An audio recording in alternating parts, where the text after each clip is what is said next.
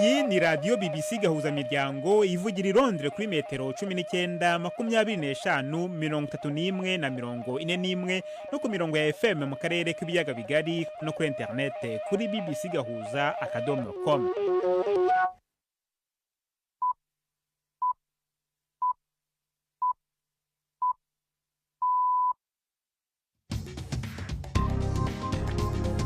Ubu ni saa 10 n'igice ku isaha mpuzamahanga ya GMT, ni saa 12 n'igice ku isaha yo mu Rwanda no mu Burundi. Muri studio muri kumwe na Jacques Niyitegeka. Izi ni ingingo z'ingenzi zigize aya makuru. Umufasha mukuru wa Perezida Putin yavuze ko Uburusiya budashaka ko habaho guhagarika by'imirwano by'agateganyo na Ukraine. Abayobozi b'ibihugu byo mu majyepfo ya Afrika bafashe icyemezo cyo guhagarika ubutumwa bw'amahoro umuryango bihuriyemo wa SADC uhorejemo ingabo mu burasirazuba bwa Repubulika ya Demokarasi ya Kongo. Tanzania yatangaje ko harangiye ikiza cy'indwara iterwa na virusi ya Marburg nyuma y'iminsi 42 nta bantu bashya bayanduye. Tubafitiye n'ikinamico urunana muri uyu mwezi. Ikaze muri amakuru yo kuri wa kane turi ku itariki ya 13 z'ukwezi kwa gatatu.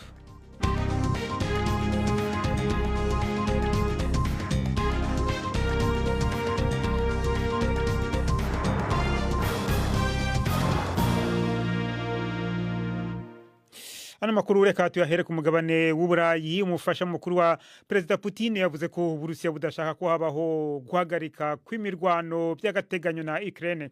Yuri Ushakov yavuze ko amasezerano y'iminsi 30 yatanzweho igitekerezo na Leta Zunze Ubumwe za Amerika ntacyo azamarira Uburusiya, ngo mu gihe ahubwo azaha ingabo za Ukraine amahirwe yo kwisuganya. Ibi yabitangaje ubwo intumwa bwite ya Perezida Trump Steve Witkoff yageraga i Moscow kugira ngo baganire kuri icyo cyifuzo cya Amerika. Bwana Ushakov yavuze ko yabwiye intumwa za Amerika ziri mu biganiro ko intego y'Uburusiya ari ukubona igisubizo cy'igihe kirekire hitawe ku nyungu zabwo. Ukraine yashyigikiye gahunda ya Amerika yo guhagarika imirwano nyuma y'igitutu cya Washington. Abayobozi b'ibihugu byo mu majyepfo ya Afrika bafashe icyemezo cyo guhagarika ubutumwa bw'amahoro umuryango bihuriyemo wa SADC woherejemo ingabo mu burasirazuba bwa Repubulika ya Demokarasi ya Kongo. Ni icyemezo cyafatiwe mu nama idasanzwe yayobowe na Perezida wa Zimbabwe Emmerson Mnangagwa bakoresheje ikoranabuhanga ry'iyakure. Abakuru b'ibihugu na za guverinoma mu bihugu bigize umuryango w'ubukungu w'ibihugu byo muri Afrika y'amajyepfo SADC bavuze ko batewe impungenge nuko umutekano ukomeje kuzamba mu burasirazuba bwa Repubulika ya Demokarasi ya Kongo. Ni inkuru ya Shingaye Nyoka mugezweho na Prime Ndikumagenge. Abategetsi ba SADC ntamvo batanze zigituma barangije ubutumwa bw'ingabo bari bararungitse muri Kongo mu kwezi kwa 12 mu 2023. Gusa kuva umugwi witwaje ibigwanisho wa M23 ufashe igisagara ca Goma mu mpera z'ukwezi kwa mbere, kazoza k'izo ngabo za SADC ntikari kazwi. Abasirikare b'iryo shirahamwe bagereranywa mu gihumbi b'ibihugu bya Afrika y'Epfo, Malawi na Tanzania bari mu bigo biri Igoma no mu nkengera zayo ahitwa mu Bambiro aho bacungerewe n'umugwi wa M23. Muri iyo nama y'abategetsi ba SADC bategeze yuko hacatangura itahukanwa ryabo mu bice bice. Gusa inzira bazocamwo mu gutaha ntiyatangajwe. Ikibuga c'indege ca Goma gushika ubu kirugaye. Kugira cugurugwe indege mpuzamakungu za gisivile zisubire kukigwako, ubutegetsi bwa Kongo bubanza gutanga uruhusha.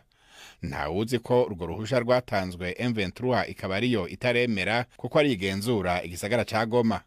Mu kwezi guheze uwo mugwi wavuze yuko mu gihe izo ngabo zoshaka gutaha, inzira ihari ari yo guca ku mupaka zikinjira mu Rwanda gufatira y'indege zija mu bihugu vyazo. Uretse gufata ingingo yo gutahukana ingabo, iyo nama idasanzwe y'abategetsi ba SADC yongeye gushimangira ko hakenewe gutorwa inyishu ya politike n'imigenderanire irimwo impande zose za leta n'izitari za leta, iza gisirikare n'izitari za gisirikare mu buseruko bwa Kongo kugira hagaruke amahoro, umutekano n'ituze mu gihugu. Kundwiza hitezwe ko intumwa za leta ya Kongo n'iza M23 zihurira imbona nkubone ubwa mbere mu biganiro i Rwanda muri Angola. Biramutse bibaye izo bibaye intambwe ihambaye mu gihe gushika ubu leta ya Kongo yahora yamivuga ko kuvugana na M23 ari umurongo utukura idashobora kurenga, mu gihe uwo muhari nawo ari byo wama uri kurasaba.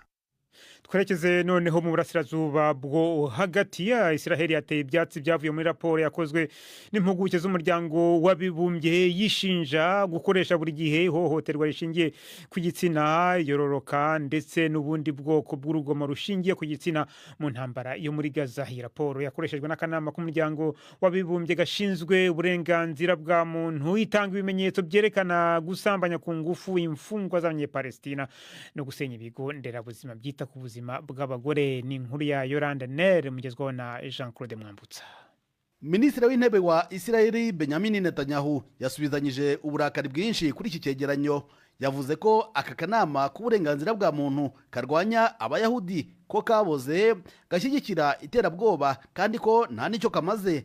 Yavuze ko aka kanama kahisemo kwibasira Israel ku birego bidafite ishingiro aho kwibanda ku byaha by'intambara byakozwe na Hamas. Impuguke za Loni zakoze iperereza zivuga ko habayeho gukoresha imbaraga n'ubugizi bwa nabi by'umurengera ku bagore n'abana, kandi ko gusenya ku bushake ibyumba byakira abagiye kubyara ndetse n'ibibafasha muri gahunda z'imyororokere bishobora kugaragara nk'uburyo bwo kubuza kubyara icyiciro runaka cy'abantu, kandi ko iki ari kimwe mu byo amategeko asobanura nk'ibigize icyaha cya jenoside. Icyegeranyo kivuga ko hariho n'ibimenyetso by'abagabo b'abanyapalestine bambitswe ubusa, bakozwa isoni ku karubanda ndetse n'ihohoterwa rishingiye ku gitsina. Reka tujye mu Rwanda mu rubanza rwa Beatrice Munyenyezi uburana mu bujurire ku byaha bya jenoside. Abamwunganira bakavuga ko batemeranya n'ubushinjacyaha ku mutanga ubuhamya wapfuye, ariko akaza gushyirwa muri dosiye y'urubanza rw'ubujurire kandi atarigeze agaragara na rimwe kuva urubanza rwatangira. Beatrice Munyenyezi yoherejwe mu Rwanda na Leta Zunze Ubumwe za Amerika muri 2021. Akurikiranyweho ibyaha bya jenoside no gufata abagore ku ngufu, ibyaha yahamijwe n'urukiko rwisumbuye rwa Huye hakatirwaho igihano cya burundu, ari nacyo yajuririye. Ni inkuru y'umunyamakuru wa BBC Yves Bucyana ukurikirana urwo rubanza. Abunganira Madame Beatrice Munyenyezi aribo Maître Gashema Felicien na Bikotwa Brice bavuga ko umutangabuhamya witwa Sadiki nta na hamwe yigeze agaragara mu rukiko, kandi ubuhamya bwe bukaba bwarashingiweho n'urukiko rwisumbuye rwa Huye mu guhamya ibyaha bya jenoside umukiriya wabo. Bakavuga ko uwo mutangabuhamya atigeze avugwa mu rukiko ku rwego rwa mbere, kandi no mu rukiko rw'ubujurire bari mubu atagaragazwa ngo kuko ubushinjacyaha bwavuze ko yapfuye. Ibyo bituma abunganira Munyenyezi ndetse nawe ubwe bavuga ko bashidikanya ku mvugo z'uwo mutangabuhamya, kuko babona ko zahimbwe ngo urukiko rumuhamya ibyaha, ku cyo Maître Gashema yise amaherere. Ku ruhande rw'ubushinjacyaha bo bavuga ko ibivugwa n'abunganira Beatrice Munyenyezi atari ukuri.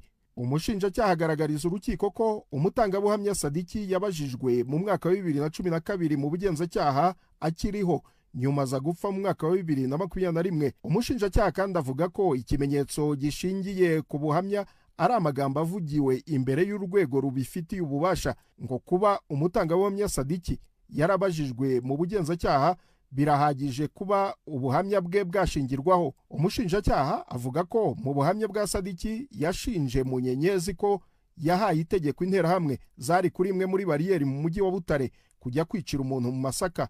Mu kwezi kwa kane umwaka ushize nibwo urukiko rwisumbuye rwa Huye rushingiye ku bimenyetso byagaragajwe n'imvugo z'abatangabuhamya rwahamije Madame Beatrice Munyenyezi w'imyaka 53 ibyaha bya jenoside no gufata abagore ku ngufu, rumukatira igihano cy'igifungo cya burundu. Ubushinjacyaha burakomeza gutanga ibisobanuro ku bujurire bwatanzwe na Munyenyezi bugaragaza ishingiro ry'ibyaha yahamijwe.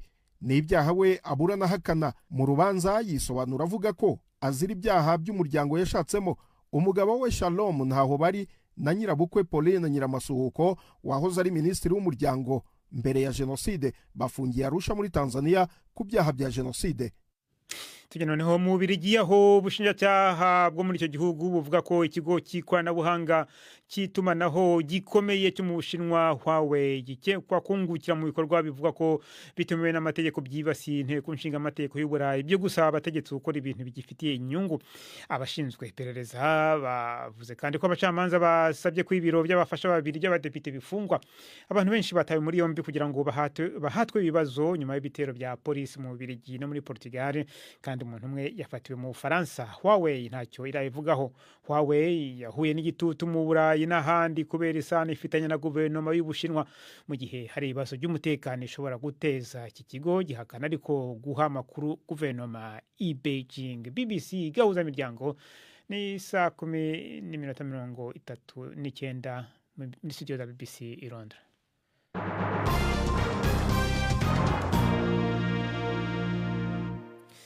Dusubire ku mugabane wa Afrika. Umubare w'abantu banduye indwara y'iseru cyangwa se agasama mu Kirundi mu Burayi no muri Aziya yo hagati wageze ku rwego rwo hejuru rutari rwagerweho mu myaka irenga 25 ishize.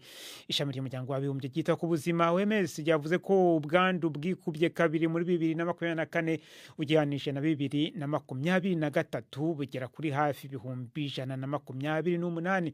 Abana bari munsi y'imyaka 5 bagize ibice birenga 40% by'abanduye iseru ivugwa muri aka karere kagizwe n'ibihugu birenga 50.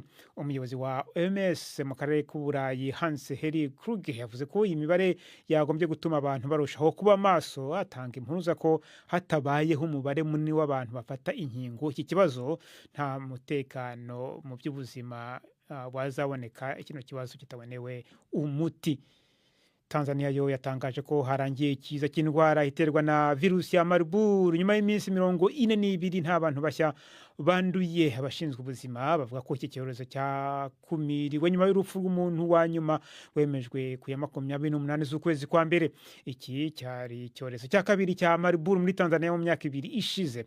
Ishami ry'umuryango w'abibumbye ryita ku buzima ryavuze ko habayeho igisubizo cyihuse cy'ubufatanye bukomeye hagati y'abategetsi ba Tanzania, amatsinda y'abavuzi ndetse n'abafatanyabikorwa mu by'ubuzima bo hirya no hino ku isi.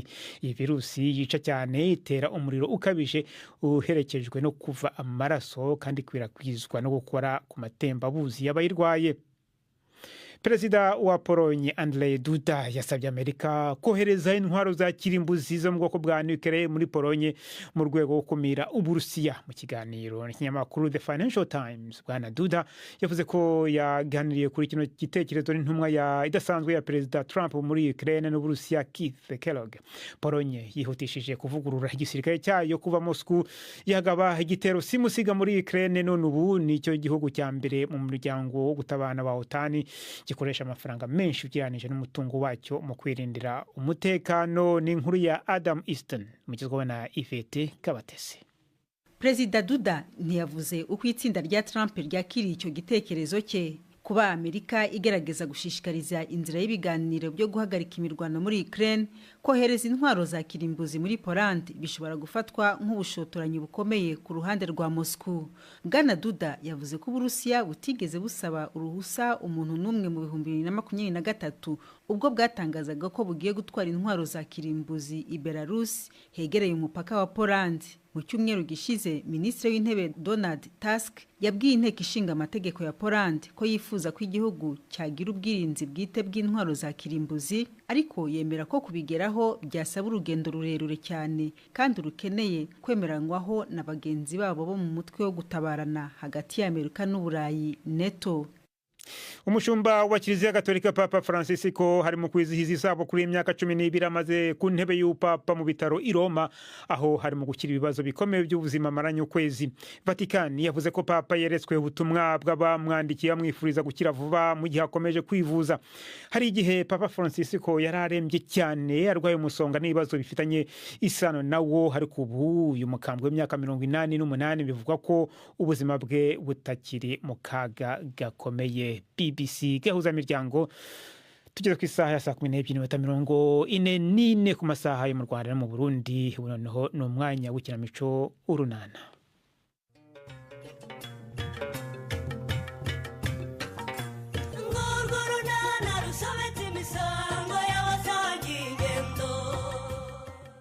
Abaturage n'abayobozi ba Nyarurembo mu ngamba zo gushakira umuti ikibazo cy'imyanda ihumanye. Kwa Pascal bo byabakomeranye. N'Urunana. Oya. Pasika, wowe n'umugore wawe mukobwa Jana, ibi sinshobora kubyihanganira namba. Sinshobora kubyihanganira rwose. Ariko mama, nshatse ibi byose ni wowe nabishinja pe. Gute kandi? Kuva kera aba bantu nashatse kubirukana ariko ukabagirira imbabazi. None do wabibonye? Nukuri rwose ikosa kuko rirahari pe kandi biragaragara rwose uwari hakana sinzi uko yaba ameze. Ubu se ko mwakimennye nyine ubu mufite ubushobozi bwo kukigura. Umukobwa Jana ariko wagiteyemo ibuye. Ndakwiyamye Pascal, ndakwiyamye. Hone mozi cece aho ngaho. Ha soni, abantu bakuru nkamwe mukarara mu Rwanda mubuza abantu amahoro nta numwe waguhetse kubera. Ariko niyo barwana ariko ntibamenera ibirahure by'inzu. Ibyo byo bagomba kubyishyura yewe. Ahubwo nibave muri ibyo. Bajye kugura ikirahure bashake n'umufundo wo kugishyiramo. Mbare kabiri yewe iki kirahure cyagezemo. Umukobwa she. Uretse guhamagara. Ndavuze ngo udutwanye twose muzinge bugende. Mutubabarire nukuri rwose ntimutwirukane. Mutuvira hayewe ntimwongere no kuharara. Mwe mugiye rwose mushaka handi mujye. Cyangwa nye tubareke uyu munsi wo kwitegura hanyuma bazagendesha. Uratangiye? He? Iryo risubiza aho rikuye mama. Risubiza aho rikuye. Ntibashobora kurara muri urugo ngiye nabisinyiye. Nukuri nyamara mushatse mwatubabarira pe. Ariko mushobora kuba mutarimo kumva ururimi ndimo kuvuga. Muranyumva ntimunyumva. Reka nze mbibereke.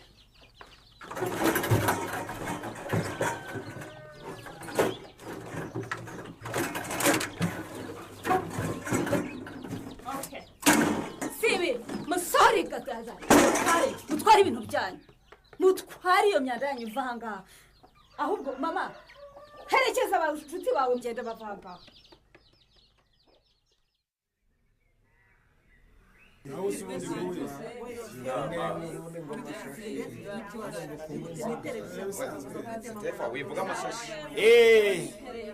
Arakoze umuturage utanze igitekerezo ndagira ngo noneho dukomereze no kuzindi ngingo. Nkuko maze kubivuga rero mu nama y'uyu munsi turakomeza kuganira ku ngingo imwe ariyo yo kubungabunga ibidukikije. Birumvikana? Ariko noneho turibanda ku bijyanye n'imicungire y'imyanda ikomoka ku binyabutabire n'indi myanda yangiza ibidukikije. Murabyumva? Ngo murumva iyo myanda ari iyihe rero? Yego tubwire. Murakoze. Nje nitwa Bushombe wa Maria Vianney. Rero natangura yorwe imiti ndetse n'amacupa n'ibindi bishobora kwangiza mbese nk'ibinyabutabire ibikoresho byo mu mashuri. Yego. N'ibindi nk'ibyo mbese byo kwa muganga. Yego rwose uracyakomeza? Yego. Mbese navuga nk'amabuye ya radio, batiri z'imodoka. Yego. Imiti, ibikoresho byo mu bushakashatsi. Mbese n'ibindi byose nka bya mudasobwa. Yego rwose. Hanyuma rero ibyo byose iyo bidacunzwe neza bishobora kwangiza ibidukikije. Ni ukuvuga ibimera, amazi, ubuzima bw'abantu ndetse n'ubw'inyamaswa. Tutibagiwe n'ibiguruka. Murabyumva? Yego rwose. Hagomba kubaho rero uburyo bwihariye bwo gucunga ubwo bwoko bw'imyanda. Ariko je mfite ikibazo. Yego wabaza rwose nta kibazo. Ko numvise ibyo Bushomba avuga ari ibyo mu mashuri, mu mavuriro no mu bigo by'ubushakashatsi. Nkaho tw'abaturage hari aho duhurira nabyo. Uri umufundisi. Ibyo byihorere Stephen. Byihorere. Uzi ko nibagiwe za telefone di ndetse na za batiri zazo. Yego. Batiri ya telefone se yashiriye umuhungu wanjye ikiganza. Ibyo Bushomba avuze nibyo rwose. Ngira ngo muhise mwiyumvira urugero rwiza rw'ingaruka z'ibyo bikoresho. Biratumaza ahubwo. Ndabona nawe hari icyo ushaka kuvuga. Murakoze nanjye nitwa Murebwayire. Koko kwiyo myanda no mu ngo zacu ndetse naho dutuye haboneka. Ariko si ubwo ngubwo twabikora we. Bagusubize nanjye numvire. Arakoze cyane Murebwayire. Ngira ngo nitwari gusoza iyi nama tudatanze umurongo ku bijyanye n'imicungire y'iyo myanda yangiza. Wenda muyobo. Yego. Mutari mwasubiza. Mbese reka ngewe mbaze. Baza rwose nta kibazo. Ibyo bikoresho muvuze. Yego. Ngewe ndabona ko ari ibikoresho nkenerwa mu buzima bwacu bwa buri munsi. Yego koko. Muragira muti twabigenza dutekana ibikoresho tudashobora gutandukana nabyo mu buzima bwacu bwa buri munsi. Aha. Icyo rero nicyo tugiye kuganiraho. kukomeza kundeba basuragira ngo njye mbikoreye iki Pascal? None genda bigira nte? Shaka igisubizo. None se ko Nyesi na Rangwida bamaze kudusohora mu nzu yabo, urabona turakomeza kwicara mu rugo rw'abandi n'ibi bintu byacu n'abana bigende bite? Ariko genda umva ari wowe ukwiye gushaka icyo gisubizo. Kuko rwose ni we nyirabayazana w'ibi byose mukobwaje. Mbabarira di, nyirabayazana ni wowe. Maze mwumva ukuntu abantu rero bigurutse uruhare rwabo. Ubu si udakora ibyije wakoze. Kujya gusangira n'abagabo mu tubari, ngo uko gusinda, gutaha unsakuriza umpohotera, kunkomeretsa, gutera amabuye ku birahure by'inzu y'abantu ukanabimena. Ubwo urumva ibyo byose nge Pascal narabigize mu ruhe ruhare. Mbwiza ukuri. Genda se nyine, ni wowe nyirabayazana. Wewe wayangiraga iki kunkingurira? Wangaga kunkingurira hari ubwo ari inzu yawe wiyubakiye? Nta soni. Aha, reka nkwihorere. Ubwo urashaka ko twongera kurwana. Ariko mana yanjye koko ubu turerekeza he noneho? Ibyo ni ibyawe. Mana yanjye. Ubu yomba mfite amafaranga mba nguze icyo kirahure nkanagishyirishamo. Wenda twasaba imbabazi Rangwida akaziduha akakomeza kuducumbikira. None ntayo. Yatubabarira nyine. None se ko nta mafaranga mfite mbigirene? Ariko ngize igitekerezo. Ngaho se kivuga icyo gitekerezo twumve mukobwaje. Uwajya kureba Stefano. Stefano? Umurebaho iki? Nkamusaba amafaranga yo kugura icyo kirahure. Ahubwo ni nawe waza kukidushyiriramo. Stefano? Stefano niwe gisubizo yewe. Ayo mafaranga se yaba guhaye ubwo byaba bimeze bitera? Cyangwa nkamusaba avance, umusogongero. Ariko ubwo uziko Stefano ngiye natangiye kumukeka amababa. Umukeka amababa se yakugize ate? Yakugize atera? Okay, nta kundi byagenda. Aho kugira ngo twirukanwe, gendo yamusabe nta kundi nyine.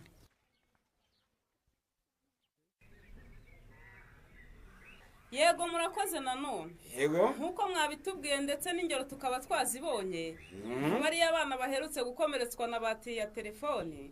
Ibyo rwose twabyumvise kandi birumvikana ko ibyo bikoresho by'ikoranabuhanga n'imyanda bikomoka iwacu mu ngo zacu birahari. Aha, yego birahari rwose. Birahari pe. Birahari. Ariko rero ubwo ngewe mfite ikibazo. Kibaze rwose. Ubwo mu ngo zacu ni gute twacunga iyo myanda? Kwaho isi igeze utavuga ko utazabikoresha? Ni ikibazo cyiza rwose. Koko umuntu yabaho atagira radiyo, atagira telefone. Aha, murebwa ye. Harama. Icyambere mugomba gukora mu ngo zanyu ni ukubanza kujya muvangura imyanda ibora n'itabora.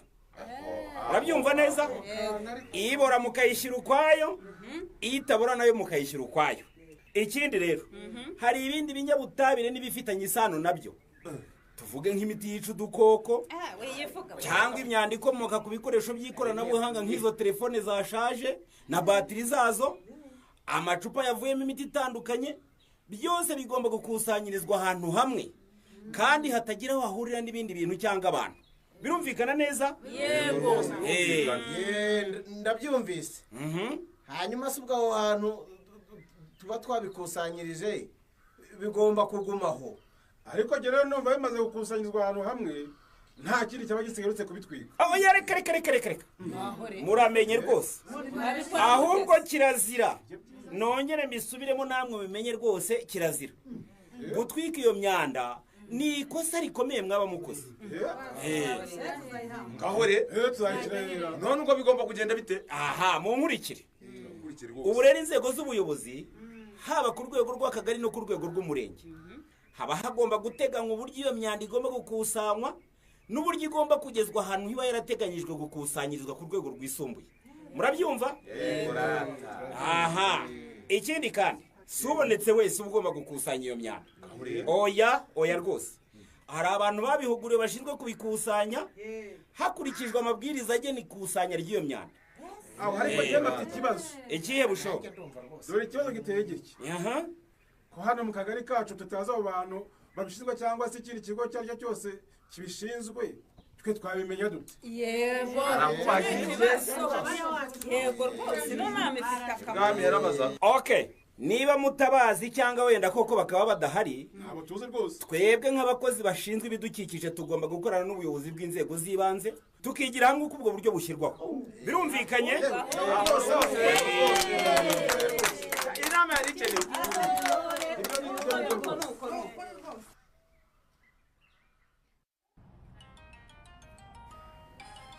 Halo. Mwiriwe. Mwiriwe neza. Use mwamenye ndireya. Urumva nakuyoberwa Leya? Bana yanjye we narigize ngo nturi bumenye kuko nkoresheje telefone ya mugenzi wanjye. Urumva nayoberwa akajwi kawe ra? Nibyo. Bana we kiri birashimishije. Ushimishijwe n'iki Leya? Kubera ko hari ikintu cyiza nyine nziho. Yewega. None se sheri. Karame. Bana we ndishimye ni ukuri. Ushimishijwe n'iki Leya? Kubera ko mwise sheri ukabinyemerera sha. Gusa ni ibintu bikomera? Kiri kuri njye ndumva bihambaye ahubwo. Okay. None se shu ko ndi hano hafi ku kigo nderabuzima urahari ngo umfashe. Waje kwivuza se cyangwa n'ikindi kibazo? Oya da gusa nagira ngo numve ko hari kandi niba ufite akanya nze nkwisuburize. Ndahari rwose ndi mu biro byanjye. Mara yanjye we none se sheri kubera icyo utagiye gushaka amafunguro kandi ari mu kiruhuko cya saa sita. Ese ugira ngo muri iyi minsi hari apeti nkigira? Yesu we wagerageje rwose ukihakamura ntoheranwe n'agahinda k'ibyakubayeho cyangwa wararwaye. Oya nta kibazo ndi muzima. Mana we ubuse ngufashe iki koko? Nukuri ugomba kurya kiri. Ariko nta kibazo. Oya sha nukuri gutyo nukwihemukira nyagasani umva waje tukajyana ahantu nkagutera peti basi. Oya nta kibazo Leya. Nukuri hangane kandi mbabarira uze pe. Ariko sha sinenzi kuzi kwita ku muntu bene ako kageni. Nakwitayeho se shahu hari undi ufite wakwitaho.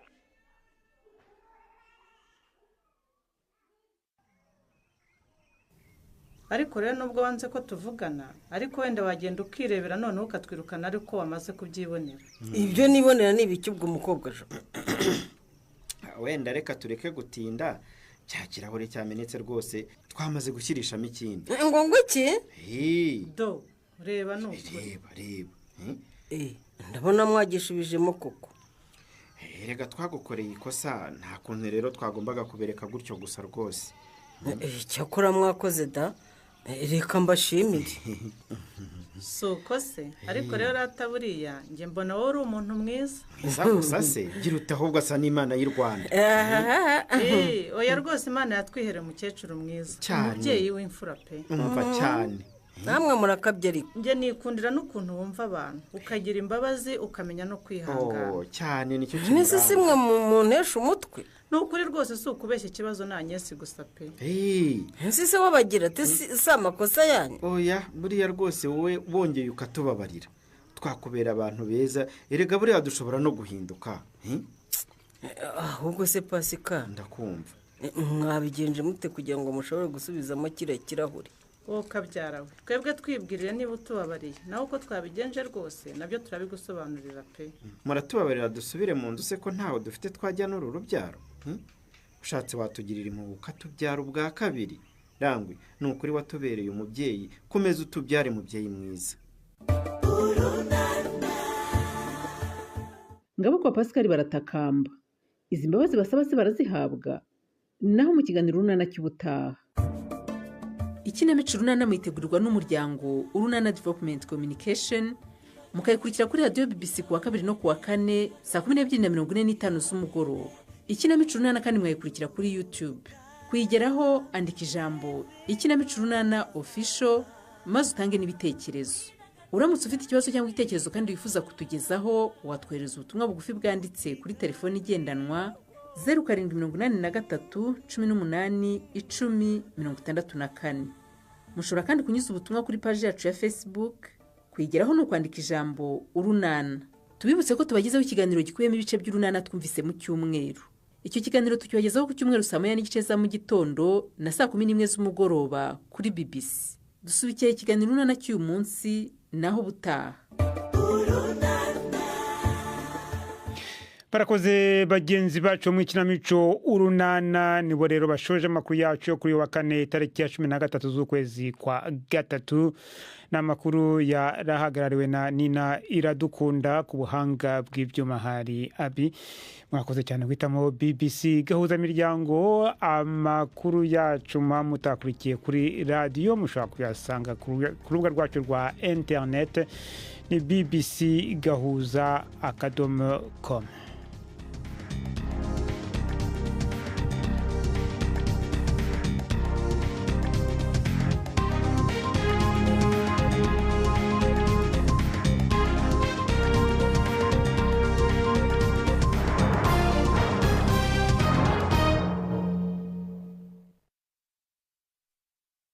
Thank you.